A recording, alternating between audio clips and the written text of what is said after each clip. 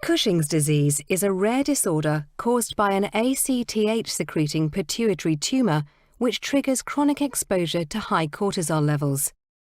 This leads to significant morbidity, impaired quality of life, and increased mortality. Removal of the pituitary tumour is the first-line treatment for most patients. However, Cushing's disease can persist or recur, and therefore additional treatment options are often needed. Osilodrostat is a potent oral inhibitor of 11-beta-hydroxylase, the enzyme that catalyzes the final step of cortisol synthesis in the adrenal glands, thereby reducing the production of cortisol. LINC had 4 study periods. Following screening, participants received open-label osilodrostat during an initial 12-week dose titration period, which was followed by a therapeutic dose period from weeks 13 to 24. Participants with normal mean urinary-free cortisol levels at week 24, who did not have a dose increase after week 12, were then randomized to either continue osilodrostat or switch to placebo during a double-blind 8-week randomized withdrawal phase. Participants who were not eligible for randomization continued open-label osilodrostat. After week 34, all patients remaining on the study received open-label osilodrostat until week 48, after which they could enter an optional extension period. Participants had confirmed persistent or recurrent Cushing's disease after pituitary surgery and/or irradiation, or de novo disease, and were not suitable surgical candidates. They had urinary-free cortisol above normal limits and ACTH levels above the lower limit of normal, with evidence of a pituitary origin for the excess ACTH. 137 patients were enrolled in the LINC study. 71 patients who were eligible for randomization continued to receive osilodrostat or switched to placebo during the double-blind randomized withdrawal period.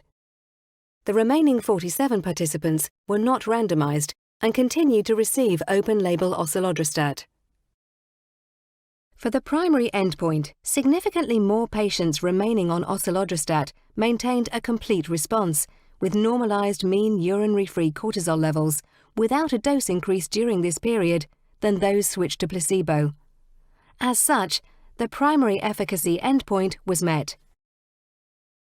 As our results showed that 53% of patients achieved normal mean urinary-free cortisol levels at the end of the therapeutic dose period without a dose increase during this period, and regardless of baseline urinary-free cortisol levels, the key secondary endpoint was also met. Overall, mean urinary-free cortisol levels decreased rapidly during the initial 12-week osilodrostat dose titration period, then remained below baseline values throughout the study. The majority of patients achieved either complete or partial normalization of mean urinary-free cortisol at time points up to week 48, irrespective of dose increases. Improvements were observed in nearly all the evaluated cardiovascular-related metabolic parameters associated with hypercortisolism, including weight, BMI, blood pressure, glucose, and total cholesterol. Clinically meaningful improvements in health-related quality of life scores were also evident. The tolerability profile of osilodrostat was consistent with the known mechanism of action of the drug.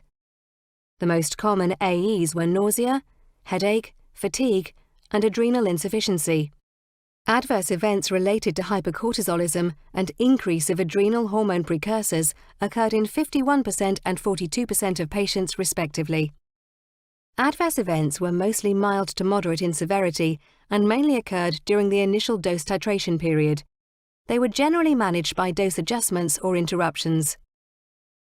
This large prospective study is the first Phase 3 trial of a medical therapy for patients with Cushing's disease to include a randomized, double-blind, placebo-controlled period. The study met both its primary and key secondary endpoints. There was a rapid and sustained reduction in mean urinary-free cortisol levels with osilodrostat treatment, alongside improvements in clinical signs of hypercortisolism, without unexpected side effects. The results of the current study therefore confirm the clinical utility of osilodrostat for patients with Cushing's disease.